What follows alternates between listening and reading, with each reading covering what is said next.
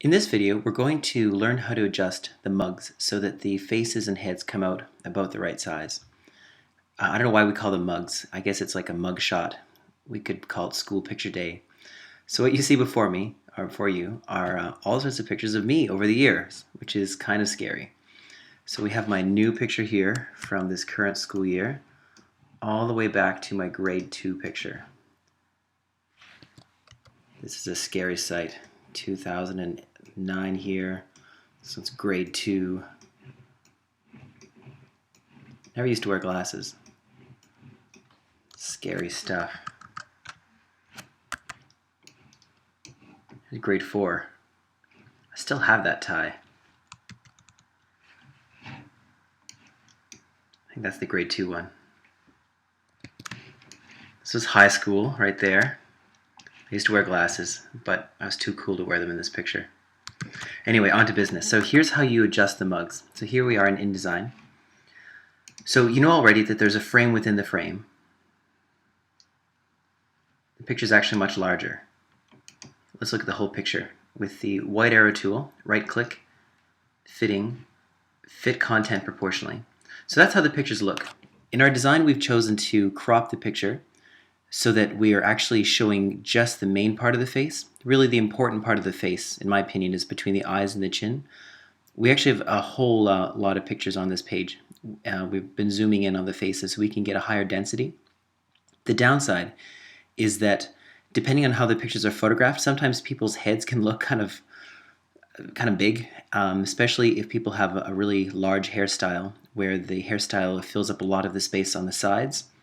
Or sometimes if a student has a round face or they have a narrow face, it just looks not quite perfect. So basically we need to adjust a lot of pictures. With a lot of us working together, it won't take that long. Also, sometimes if the student has an updo, that can also change how the school day photographer photographs the picture.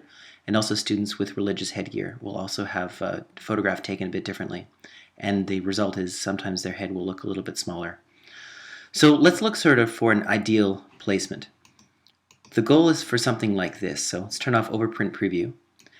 And what you're seeing here is an extreme exaggeration of the problem. But we're looking for something where the head is inserted with the picture about 42%. Let's actually just make it 42% because I think that's about right from what I saw earlier. So what we're looking for is a little bit of the top of the head cropped off, chopping off the brains, and sometimes the picture will have to be shuffled over to the left just a little bit. They always make you turn your head when the pictures are shot. The other thing to look for is the space between the eye and the chin. We're looking for about 7 millimeters. You can change the rulers. Often we're working in inches here, so we'll change it to inches. But it's handy to work in millimeters for this one particular thing, so that's a right click directly on the ruler and choose millimeters. And I'm going to turn off overprint preview just so you can see the frames. I've made one earlier. I'll just get rid of it for a moment though. So we're looking for about 7 millimeters. So let's grab a frame, press shift on the keyboard, click, drag, and there's my chin there somewhere. So it's about 7 millimeters between the eye and the chin. So if the head's a lot smaller, then let's say if I have this inserted at maybe 37%, the head's going to be smaller. So we're looking this year for about 42% for the picture and about 7 millimeters between the eye and the chin. Alright, so let's start adjusting these. We basically need to do this one by one. So everyone's going to work on a spread left and right page, and it won't take that long. Okay, so let's look at some quick navigation tips just to get around quickly. You know this stuff already, but let's just recap. Always press escape before you do a keyboard shortcut so you don't input text accidentally. So you can press the spacebar, of course, to go this way. So I have the spacebar pressed and I'm moving this way and anywhere you want to. You can also go Command plus plus and Command minus minus. So let's go and start adjusting these. There's some shortcuts. So click on the white arrow tool so that you have the frame within the frame selected. And here's a tip I found. It's for scaling pictures.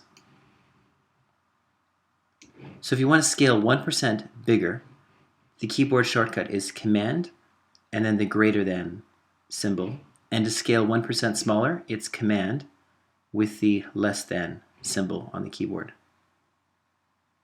So those are the buttons between the M and the question mark on the keyboard. So let's try it out. So Command makes it 1% larger and minus. Now just depending how it's photographed, I said it's 42%, but it could be larger or smaller. All right, let's go into this one. Sometimes you might even need to do right-click, fit content proportionally, and the keyboard shortcut is Shift Option Command E, all at the same time. So Command minus the less than symbol, that's the button next to the M. And you can also, once the frame within the frame is selected, you can use the arrow keys to adjust that. All right, that's not too bad there.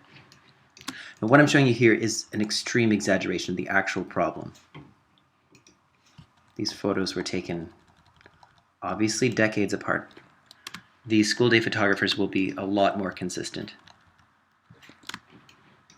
But still, when you start looking at the work, you're going to notice that it's inconsistent.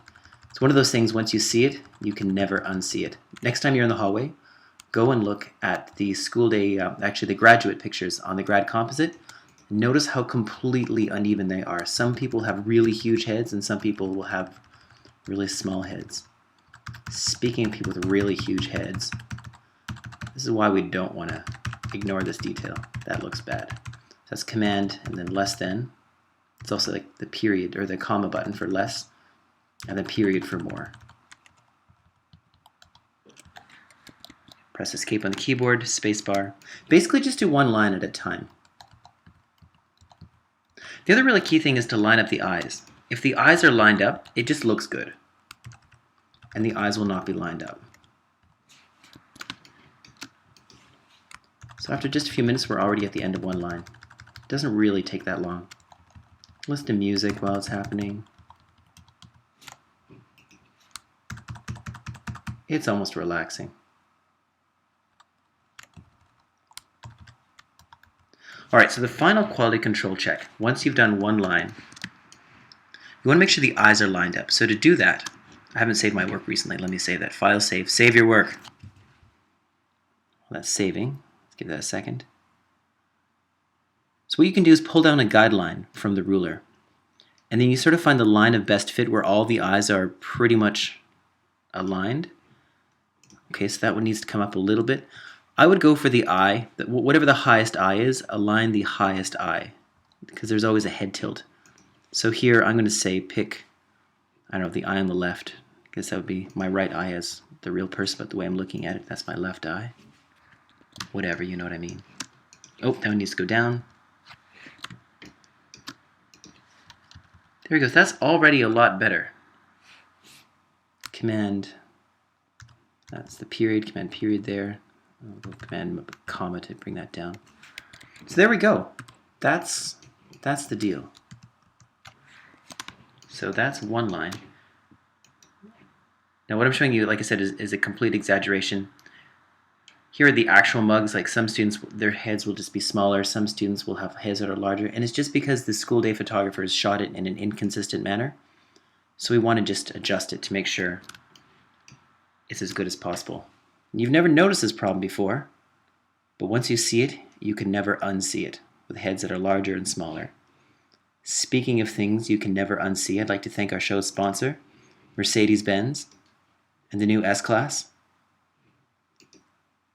and the clown face in the steering wheel. Once you see it, you can never unsee it. Thanks for watching.